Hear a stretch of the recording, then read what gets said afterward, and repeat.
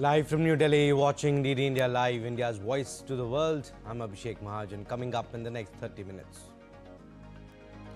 Global leaders gather in New Delhi for Raisina Dialogue conference on geopolitics and geoeconomics. Prime Minister Modi and Finland President to inaugurate the event. Finland President Alexander Stubb to hold talks with Prime Minister Modi in New Delhi. Trade, innovation, top agenda of discussion. India dismisses claims circulating that its ports are being used by US Navy during the ongoing conflict involving Iran, stresses such assertions as baseless. Israel begins new wave of strikes in Tehran, while in the US, Senate bid to limit Trump war powers fails. Nepal votes in general election. Promise of reform by political parties tops the agenda. And in T20 World Cup, India to face England in the second semi-final today. Winner of the game to face New Zealand in the finals on Sunday.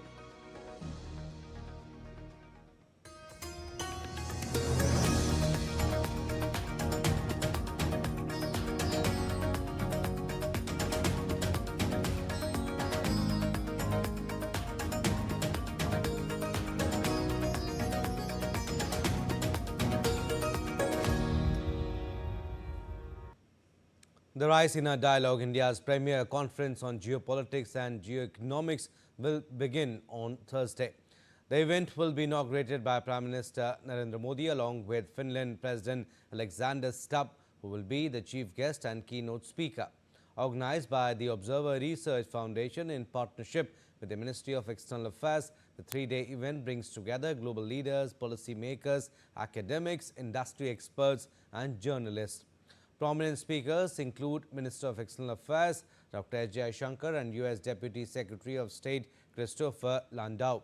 The theme of this year's Raisina Dialogue is Sanskar, Assertion, Accommodation, Advancement, a civilizational tool. Samskara is a statement of continuity.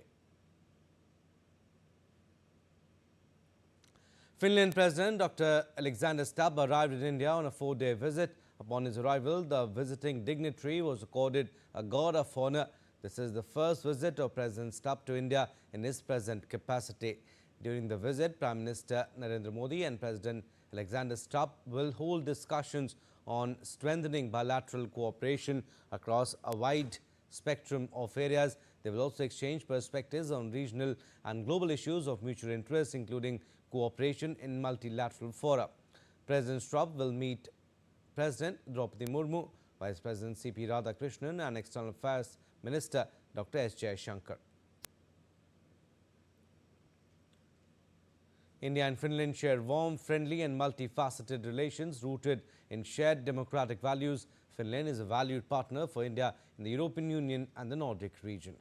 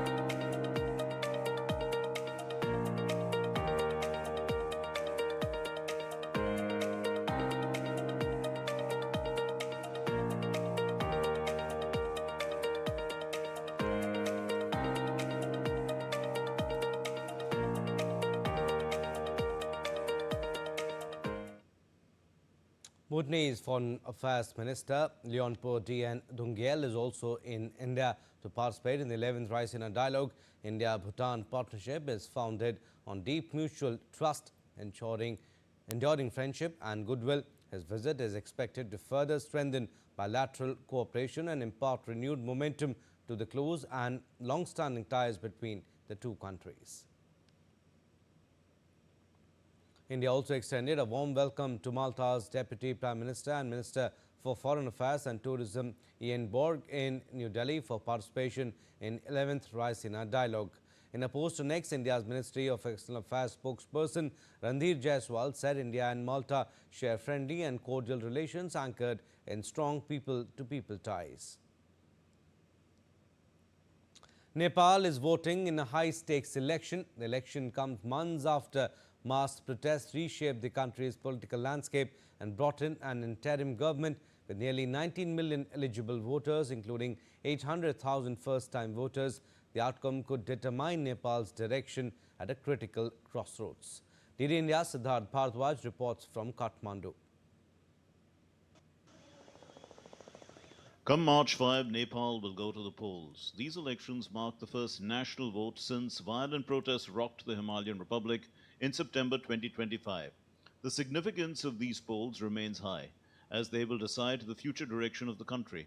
In fact, the youth are expected to play a pivotal role in determining who will lead the nation at a major political crossroads.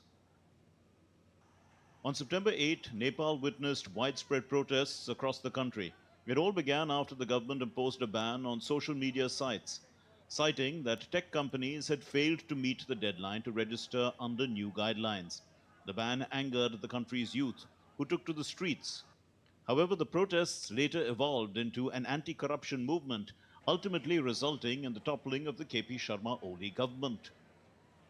On September 12, 2025, Nepal saw history in the making when former Chief Justice Sushila Karki was sworn in as interim Prime Minister, becoming the first woman to hold the top post. According to official data, nearly 19 million Nepalis are eligible to vote, including 800,000 first-time voters. The country is divided into 7 provinces: Kosi Province, Madhesh Province, Bagmati Province, Gandaki Province, Lumbini Province, Karnali Province, and Sudur Paschim Province. Key political parties contesting the election include the RSP, Congress, UML, NCP, RPP, PSPN, Janamat, and UNP, along with several other smaller parties. The main contenders are a mix of veteran leaders and fresh faces, from former Prime Minister and leader of the Communist Party UML, KP Sharma Oli, to Nepali Congress leader Gagan Thapa, and 35-year-old Balendra Shah, one of the most talked about figures in this election. A former rapper and civil engineer, Shah rose to prominence as a popular mayor of Kathmandu. With a mixed electoral system in the country, voters will elect 275 members of parliament through a combination of first-past-the-post voting and proportional representation. The key issues driving the vote are corruption, jobs in the economy, foreign relations, climate concerns, and local governance. And holy celebrations are underway in Manipur with the vibrant festival of Evacuation. On Wednesday, people across the state marks Pichkari Numid, the second day of the 5-day festival, with colors, devotional music and traditional rituals at the historic Sri Sri Govindji temple. The celebrations also feature cultural performances and community sports, bringing people together in a spirit of unity and joy.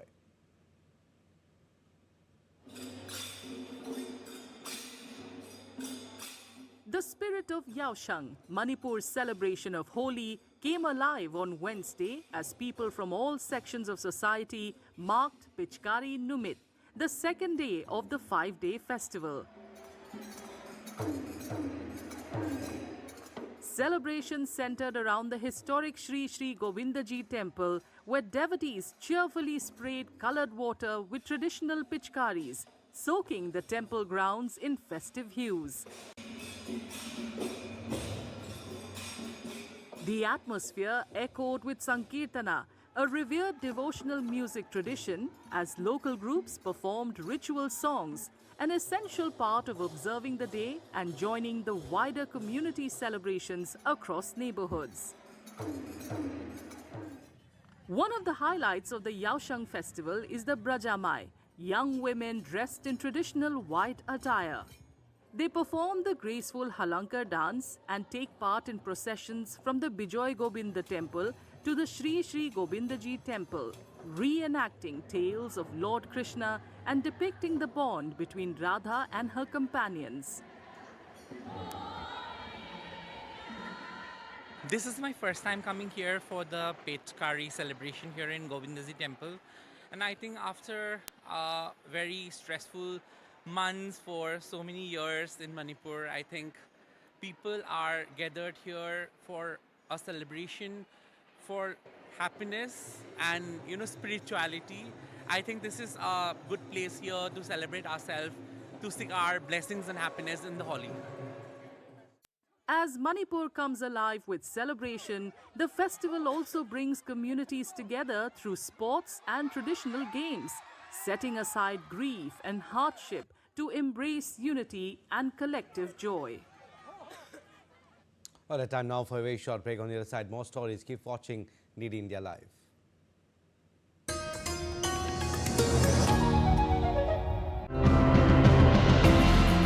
Nature is sounding the alarm, and when our ecosystems are under pressure, our lives are impacted too.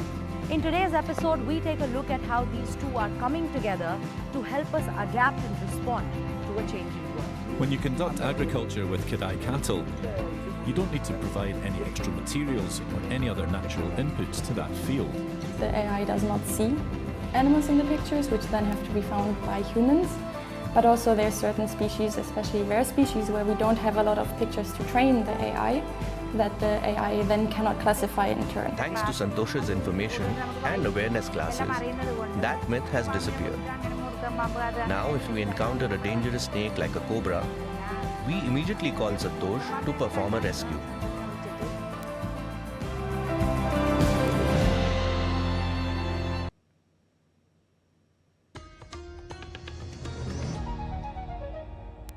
Welcome back. You're watching DD India Live. I'm Abhishek Mahajan. Some more stories. India's Ministry of External Affairs on Wednesday strongly rejected claims circulating online that Indian ports are being used by the United States Navy to launch attacks against Iran.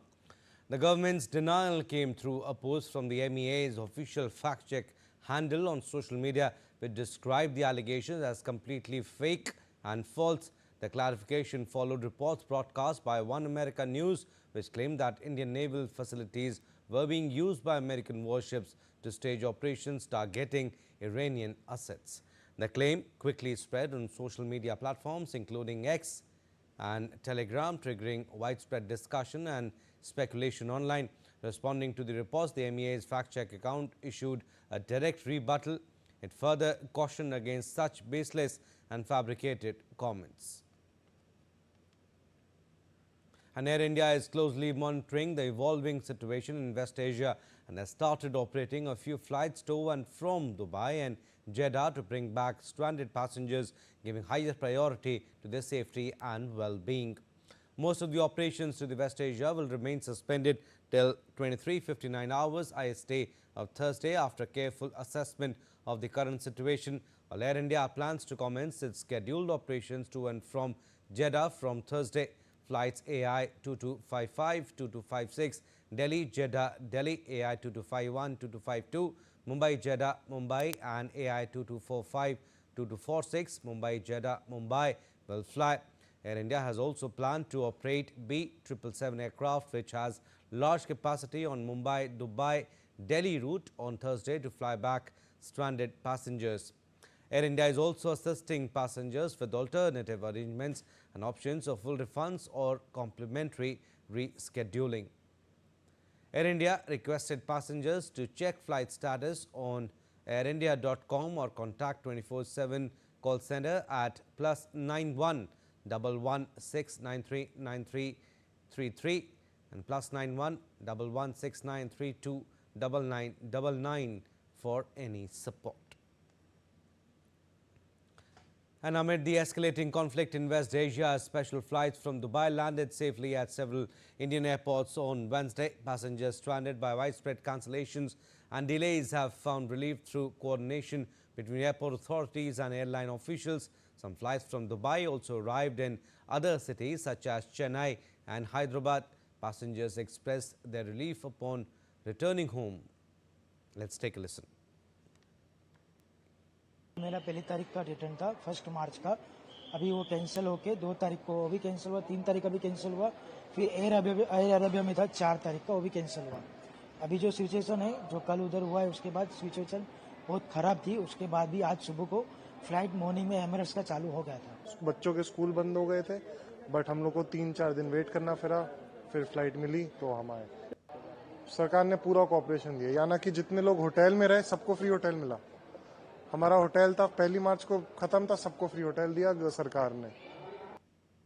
Meanwhile, in view of the evolving security situation in the Persian Gulf region, the Directorate General of Shipping has constituted a dedicated 24/7 quick response team to ensure timely assistance, coordination and welfare support for Indian seafarers. The team will facilitate effective communication and crisis response by working closely with shipping companies, RPSL entities, Indian missions abroad and the families of seafarers. The Ministry of Ports, Shipping and Waterways is actively engaged in ensuring the safety and well-being of Indian seafarers during this period, maintaining close coordination with all stakeholders to provide necessary support, assistance and evacuation facilitation if required. India remains firmly committed to the safety, welfare and well-being of its seafarers.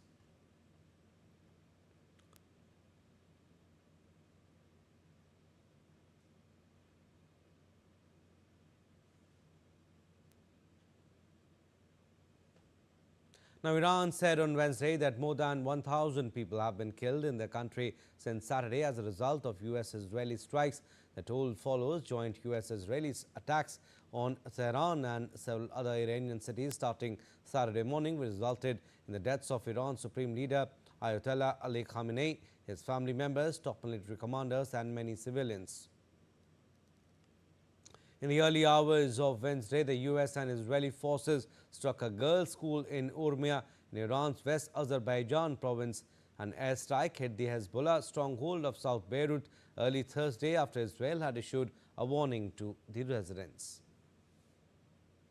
Israel Prime Minister Benjamin Netanyahu's office said that Israel and the United States had made historic gains in their war against Iran.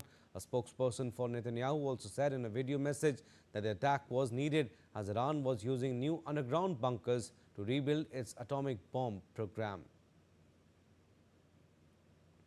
Meanwhile, the International Atomic Energy Agency said the damage due to attacks was also visible at 2 buildings near the Isfahan nuclear site, but there has been no damage to facilities containing nuclear material and no risk of radiological release. President Donald Trump said on Wednesday that US forces are in a very strong position in Iran, calling it tremendous progress after less than a week of war. We're in a very strong position now, and their leadership is just rapidly going. Everybody that seems to want to be a leader, they end up dead. And it's an amazing thing that's taking place before your eyes, because for 47 years we were pushed around, and we shouldn't have been. You see it as well as I do. You see the tremendous progress that's being made. Their missiles are being wiped out rapidly. Their launchers are being wiped out.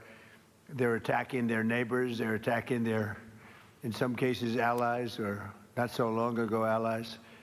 And, you know, it's really a nation that was out of control, and they would have used it on us if we let them, if we waited any longer. Now, the US Senate rejected a resolution aimed at curbing President Donald Trump's authority to continue military strikes on Iran. Senate Republicans backed President Trump's military campaign against Iran on Wednesday, voting to block the bipartisan resolution aiming to stop the air war and require that any hostilities against Iran be authorized by Congress. The Senate voted 53 to 47 not to advance the resolution, largely along the party lines, with all but one Republican voting against the procedural motion and all but one Democrat supporting it. The measure had not been expected to succeed. Trump's fellow Republicans hold slim majorities in both the Senate and House of Representatives and have blocked previous resolutions seeking to curb his war powers. Members of the House debated a similar Iran war powers resolution and are expected to vote on it on Thursday. A ballistic missile launched from Iran and heading towards Turkish airspace by Iraq and Syria was destroyed by NATO air defense systems. President Tayyip Erdogan said on Wednesday that Turkey is giving the necessary warning so that the incident is not repeated hours after Ankara said missile launched from Iran had been intercepted by NATO air defense systems. The debris of the NATO air defense missile fell on Turkish soil, the ministry said earlier. Turkey summoned the Iranian ambassador to Ankara to its foreign ministry on Wednesday to convey its protest and concerns of the ballistic missile fired from Iran. And Spain has doubled down on its opposition to Washington's use of its bases against Iran after Trump's threats of trade reprisals. Spanish Foreign Minister Jose Manuel Alvarez said its stance on bases on the war in the Middle East on the bombardment of Iran has not changed at all. Spain has denounced the US and Israeli bombings of Iran as reckless and illegal.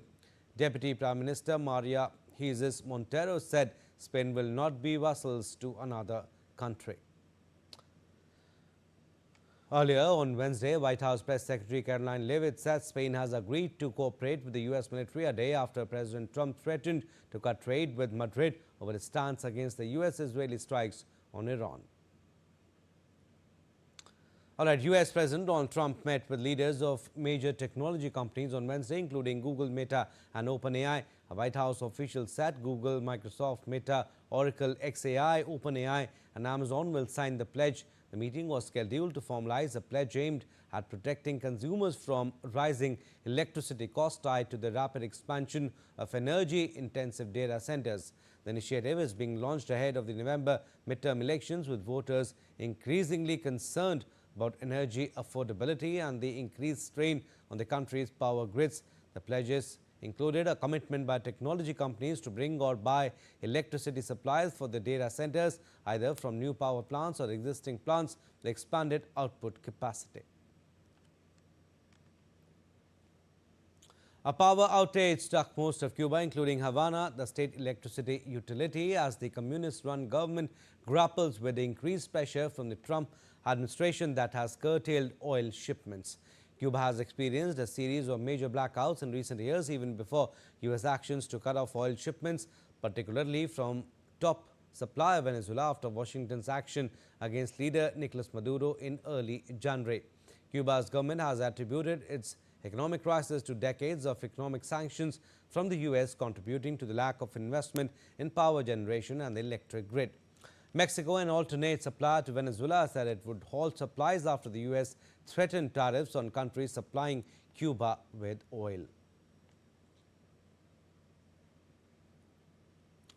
Ecuador has declared Cuban Ambassador Basilio Gutierrez and his diplomatic team persona non grata, giving them 48 hours to depart, the foreign ministry announced. The government of Daniel Noboa did not specify the reasons, but referenced Article 9 of the Vienna Convention on Diplomatic Relations. Cuba condemned the decision as arbitrary and unjustified, calling it an unfriendly and unprecedented step that harms long-standing relations. Havana suggested the expulsion may relate to U.S. pressure before a regional summit in Miami. Ecuador has not clarified whether diplomatic ties will be formally severed.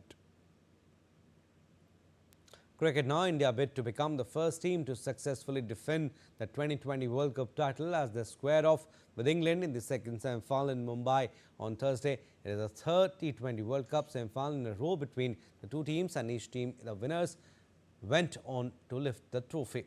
With the final berth at stake, the high-pressure knockout game promises to be nail-biting and engrossing. Gaurav Kumar has more details. The stage is set for a blockbuster showdown at the T20 World Cup as defending champions India take on England in the second semi-final in Mumbai. It is the third successive T20 World Cup semi-final clash between them, and each time the winners went on to lift the trophy. England had hammered India on the way to the title in 2022 before the latter got their revenge in 2024. In this edition, both teams have a similar campaign so far, losing one match. But India's top order has struggled, with opener Abhishek Sharma managing only 80 runs in 6 matches with 3 ducks. Sanju Samson's unbeaten 97 against the West Indies was a welcome boost, however, and India boasts explosive firepower in the middle order with Surya Kumar Yadav, Tilak Verma, Hardik Pandya and Shivam Dubey. There are fewer concerns over the hosts' bowling unit, led by spinner Varun Chakravarti and pace spearhead Jasprit Bumrah. While England reached the semi-finals by winning all 3 Super 8 matches, Will Jacks remains their trump card with 191 runs and 7 wickets. However, the failure of Jos Buttler and Phil Salt is a worry. But spinners Adil Rashid, Liam Dawson and Jacks could be dangerous. In bilateral contests, India have an upper hand by winning 17 of 29 matches, while England were victorious in 12. There have been 5 matches between the two teams in the T20 World Cup. India has won 3, England 2. At the Wankhede, both teams have won 1 match each. So all in all, it's a new chapter for Team India, because whatever happened earlier, that is history. Now they have to create history by beating England. But that is not going to be a very easy task for Men in Blue. With cameraman S. Jayashankar, this is Gaurav Kumar reporting from Mumbai, DD India. Well, that's all we have in this edition of DD India Live, but do let us know your thoughts on the news of the day. For those on the go, you can get all the latest news and updates from India and across the world on DD India mobile app. The app is available on both Android and iOS platforms. Scan the QR code on the screen to download now.